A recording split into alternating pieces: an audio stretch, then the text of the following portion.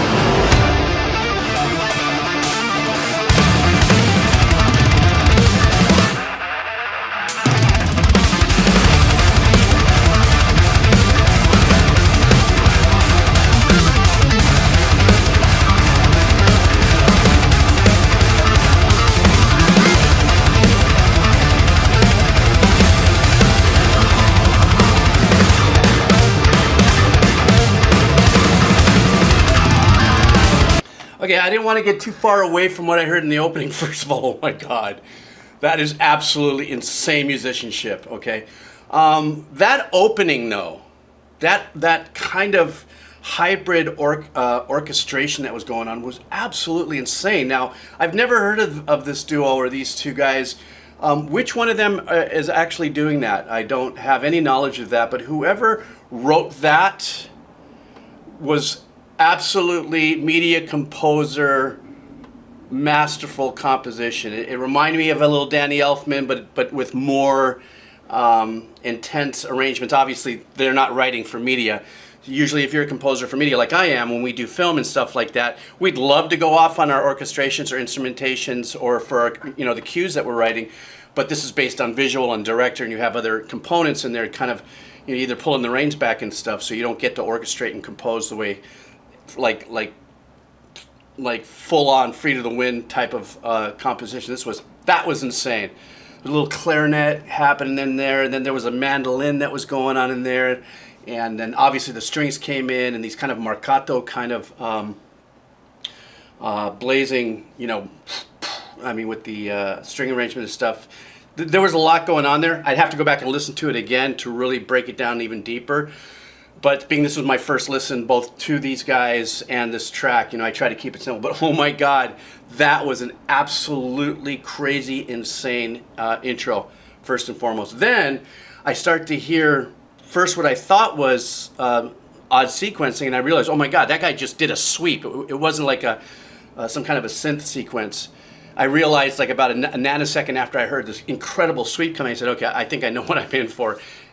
And I was right. That is just absolutely mental. And now I know why they call it tendinitis. What did I see? Just about 20 seconds of this. Look at me. I'm going like this. So anyhow, I just had to hurry up and call this out for that intro. That intro. Whoever did that, please in the comments tell me who was responsible for that, because that was crazy. All right, here we go.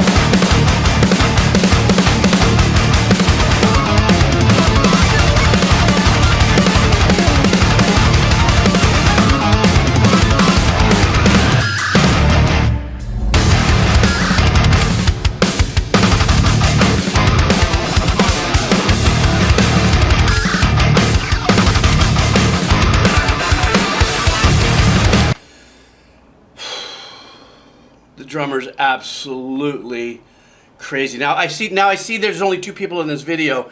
I'm hearing bass, obviously, so I think it's safe to assume that the guitar player is also playing the bass, be it an electric bass.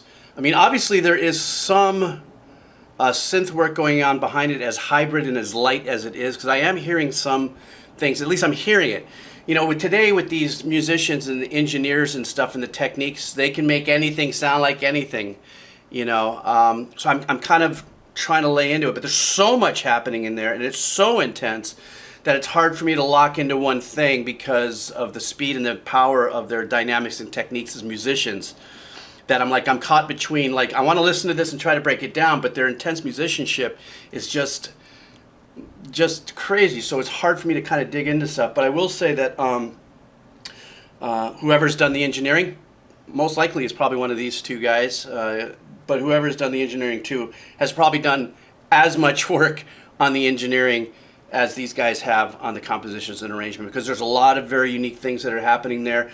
Even with the arpeggiations that the guitar player is doing and stuff like that, there's times where that arpeggiation splits off into a completely different effect. It's the same exact arpeggiation, it sounds like, but you can have a lot of fun by doing the arpeggiation and then taking a small chunk of it, splitting it off, panning it hard to the left with an effect, and then take the finishing of that phrase, split it off.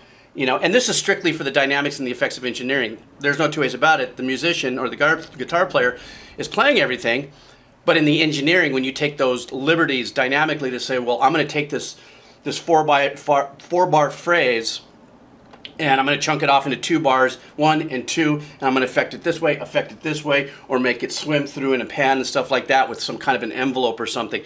And that's really deep technical dynamics in engineering, and I so appreciate that stuff. Anyhow, blah blah blah, I just keep talking, right?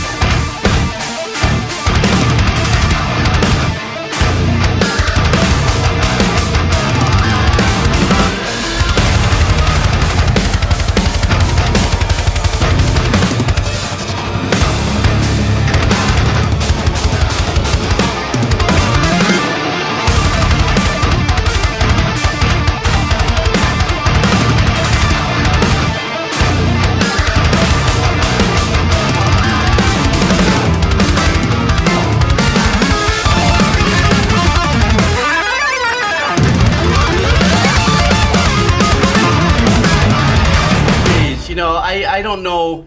There is so much going on in there, and the decisions, I would have loved to have been a fly on the wall when if both of these guys work together in their composition here on making the decisions that they made in order to deliver us this piece of music. This statement is not, I'm not taking away from the intense technical ability from the musicians. They've already, beyond a shadow of a doubt, they are, what's my favorite saying, third eye purple level power players, just next level AF. It's just absolutely crazy. But for me as a composer, as I can celebrate their musicianship and you probably saw on my faces and stuff where I saw the guitar player do. I mean, I feel like looking at my little guitar here, and I should just make it a coffee table after seeing stuff like that. But I know where I live in my in my little ability to play guitar, so I'm comfortable. I live within my skin. I know I can't do that, but you can't help but have a little, mangina envy, if you would, when you see stuff like that. You go, I want to do that. It's just never going to happen. So you get to watch somebody like this perform, both in the drums and in the guitar. But what I want to just do my final emphasize, the last thing I'm going to say, is the supporting composition and arrangements are at a level. I remember gushing over Periphery's Reptile, and this is just that level plus an unbelievable amount of intensity in the continuity of the arrangement as it kept through the song. And this once again doesn't take away from what I said from the Periphery video, but the orchestrations as they continued through the song, and then there was that breathing space where he came in with what a wonderful soulful video. Now here's a guy who we opened up just going completely mental, and everything that you possibly can be about as a shred. I don't even call this shred, this is beyond shred. When it got down to his solo, listen to his phrasings. Please, I hope you listen to this video. If you've never heard of these guys, go back down on the link and just click on it without me talking, obviously their video. And listen to its phrasing. That sounded more melodic than it was a solo. And some of his, semi-chromatic, walk-ups on his finger, but kind of in a legato kind of way, where it wasn't pick, pick, pick, pick. It was da-na, and a lot of the bending and stuff like that, and those really subtle nuances. For me, that speaks extremely loud in a presentation of this level. Something else I noticed that was very unique in the mixing too is that when the guitar player was doing a lot of the super fast arpeggiations and stuff like that, and riffs and stuff, that in the mix they decided to kind of keep that in the pocket a little bit as an arrangement to a complete overall composition. That was really super cool too. So a lot of times when you have instrumental pieces of work, not all the time, but a lot of times, you have the main musician really out front and stuff. In this case, these guys were presenting, at least the way I felt with it, a complete body of work, and no one was more intense than the other in the mix. Like, this wasn't about the drummer, this wasn't about the guitar player, it was about both of their abilities. That was way up there, in that purple level and stuff. So I don't know who asked me to see this, and it actually has been on my list for about a month and a half. That's where I am, guys. I'm about a month and a half out, and then every now and then I pull one up out of the air. But thank you guys so much for turning me on to these guys. I thought it was just absolutely just mental piece of work. Jason Richardson, Luke Holland, that was crazy stuff. If you guys get past this video and you hear me yammer on about your track, fantastic work. But now I have tendinitis, so forget it. Thanks, guys, just by watching you guys. Thank you guys for your support. Cup of coffee, if you so see fit. Helps me what I do with the kids. Link for down there. Also a link for if you're wondering what I do for the kids, as a ventriloquist, as a children's hospital entertainer. Link's down there. You can just check that out. That's fun stuff. Link for all of their stuff is below. And once again, this week, thanks for hanging in there as I've been going in my journey. But I've got some, I'm going to go back into some Doom stuff and some other, heavy metal. Tomorrow I'm going to pull one track, a deep track out, share it with you guys. All right, guys, thank you so much. Have an epic day. All right. All right.